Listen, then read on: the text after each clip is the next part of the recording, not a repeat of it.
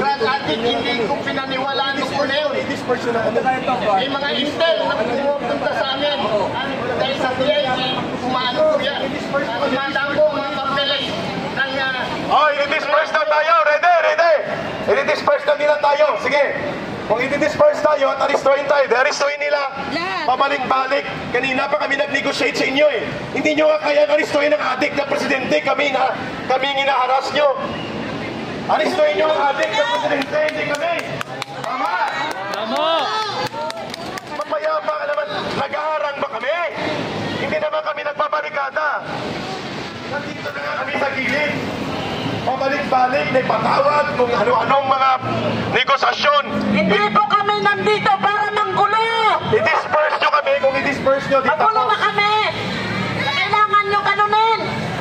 Ang mga kriminal, ang magnanakaw, yun ang aristuhin nyo. Yung adik na presidente, yun ang huwag yung sundin.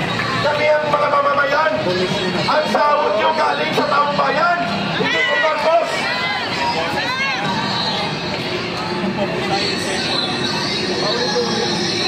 Sige, go ahead.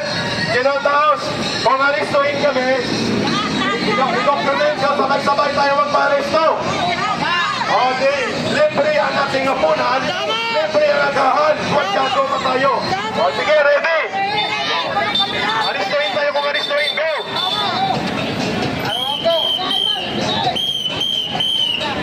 Pag may plano kayo na aristuhin kami, hindi kayo isang tao lang.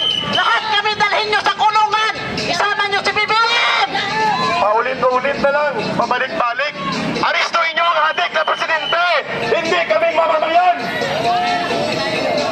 Dapat, nasa Malacanang, ang arestuhin ninyo.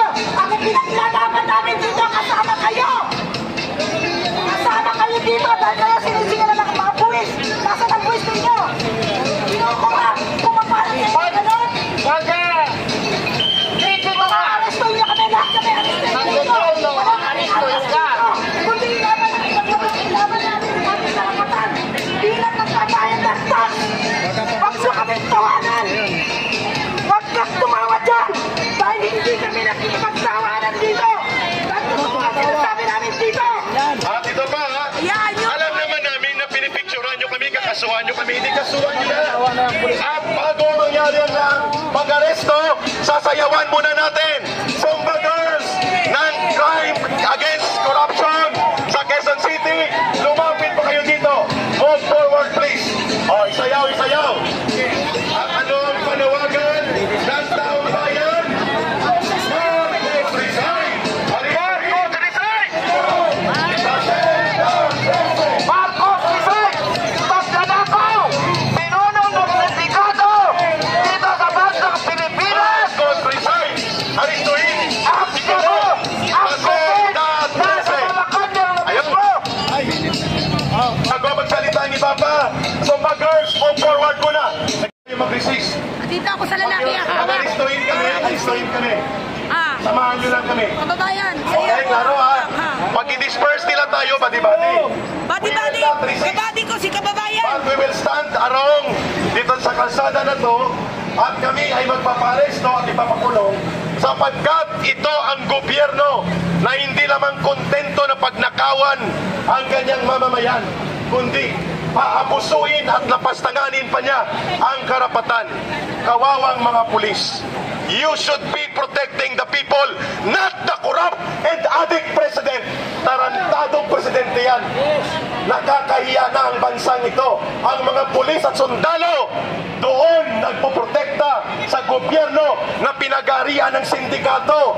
Asawa, anak, bayaw, putang ina.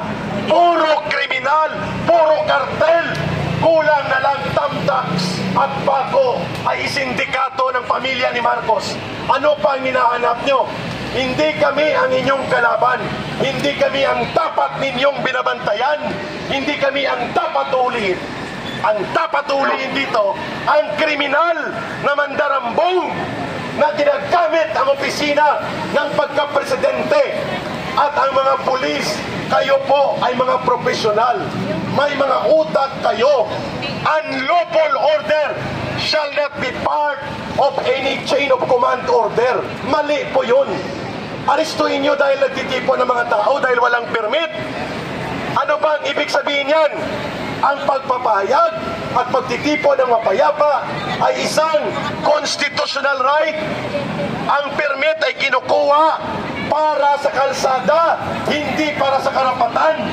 Kung hindi ka nang gugulo at ikaw ay mapayapang nagpoprotesta at nagpapahayag at hindi ka armado, you don't need a permit from the city hall.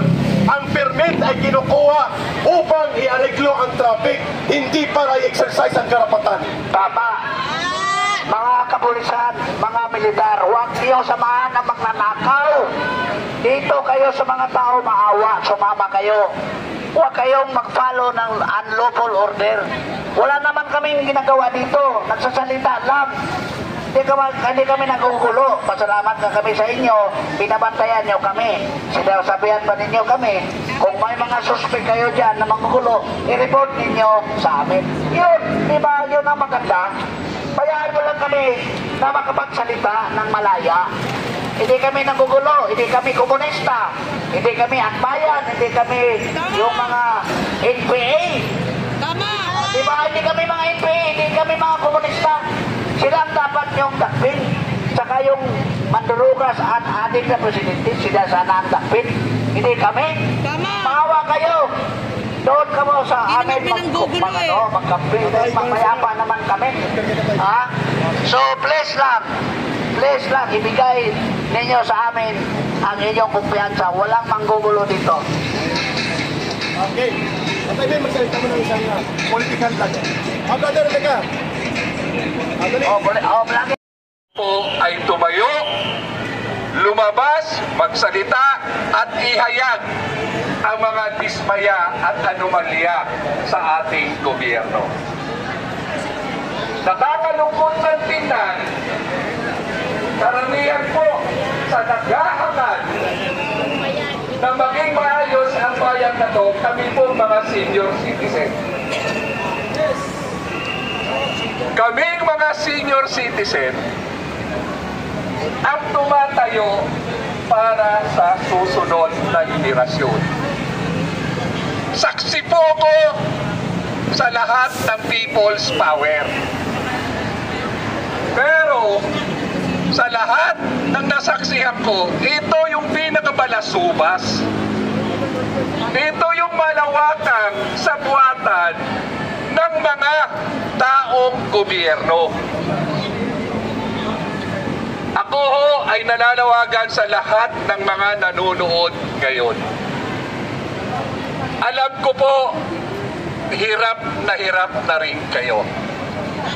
Alam ko po na nangarap din kayo na umasenso ang buhay at ang pamilya natin. Hindi po sapat na tayo po ay manahimik. Habang kayo, karamihan sa atin ay tahimik,